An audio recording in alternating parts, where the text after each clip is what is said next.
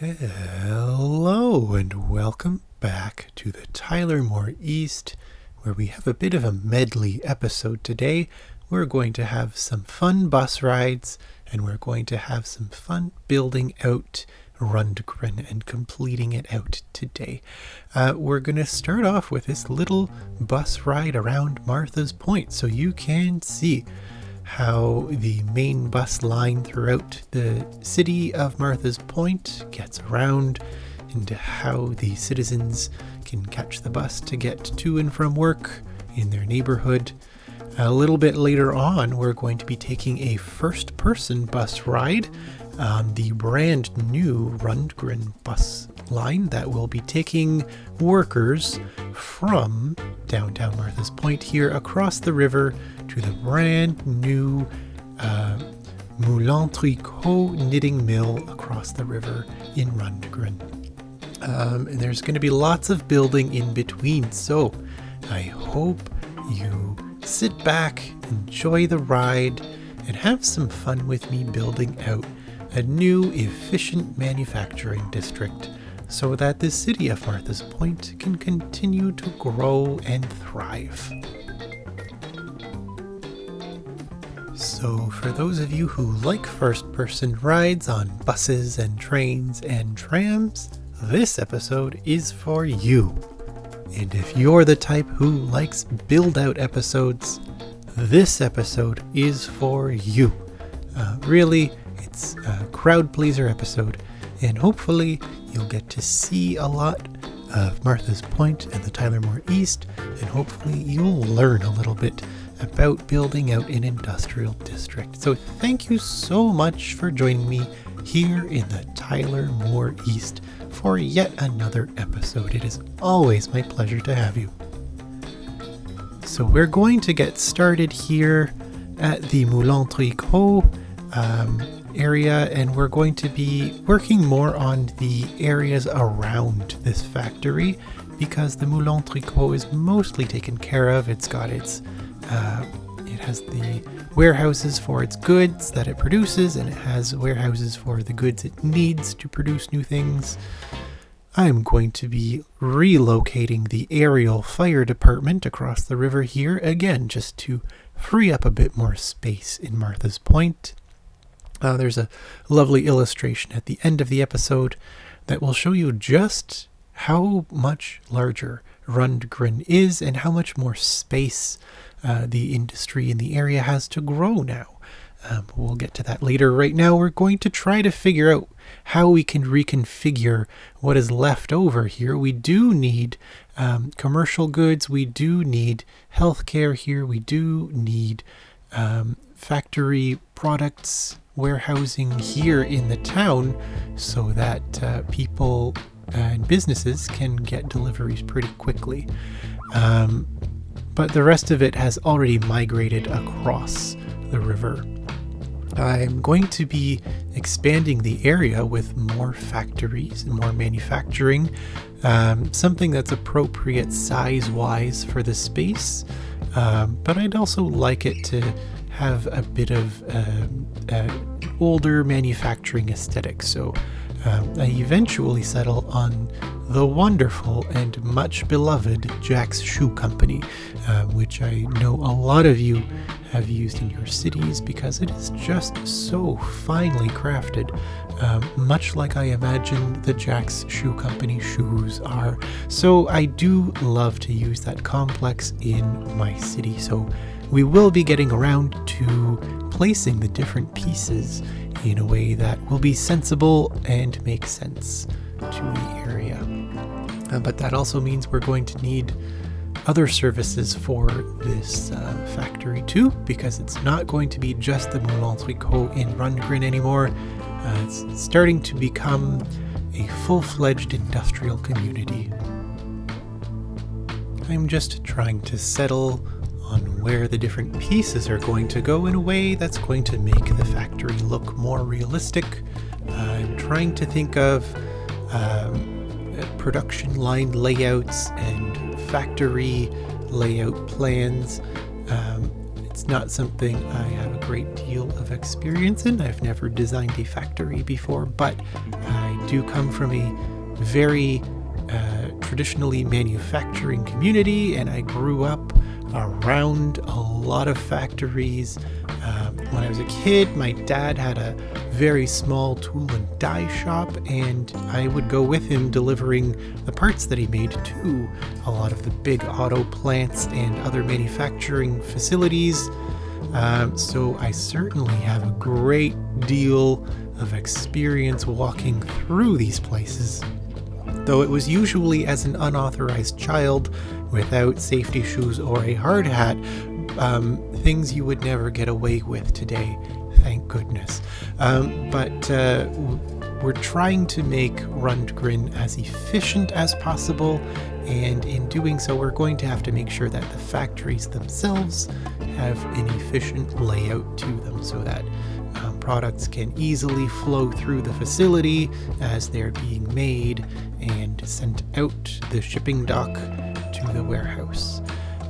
Right now, I'm starting to work on setting up the bus line, and the bus line will take people straight from downtown Martha's Point at the main bus junction beside the train station, and from there it will take them with, I believe, just one stop in town near the main road, and then over the bridge straight to Rundgren, where we've got a couple of stops near the factories. That way people can take public transit to work and not have to own a car in order just to get to work, in order to make a paycheck, in order to pay for the car that they need to get to work.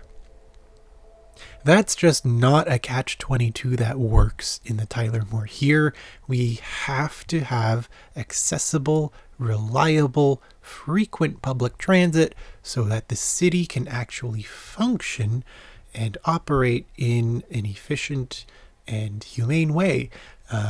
No leaving people stranded in the middle of nowhere here in the Tyler Moore. Everybody has wheels to get around, and they're always clean, comfortable, and accessible. In just a few moments, we're going to actually hop on the new bus. I have some new Marco Polo buses available on the Steam Workshop. Look at these. They're just stunning. They look like trains on wheels. So let's go for a little ride.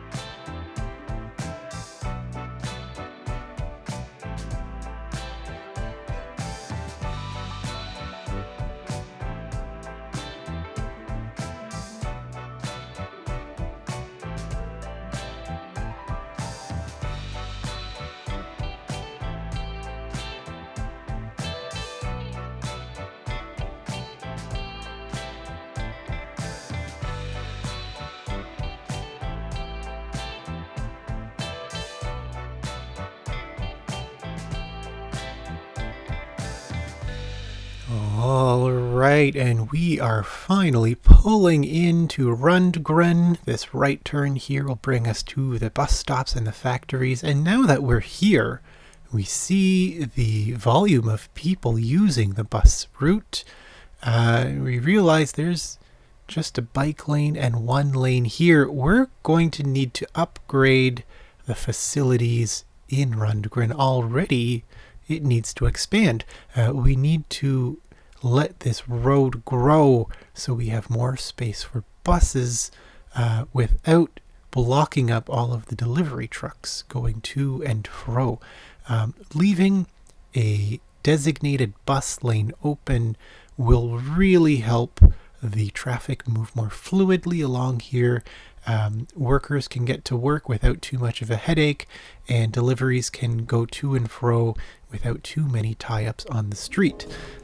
This is all very important. It is imperative to have your roadway networks capable of handling the volume of traffic that you need on your roads in order to support the activities around it.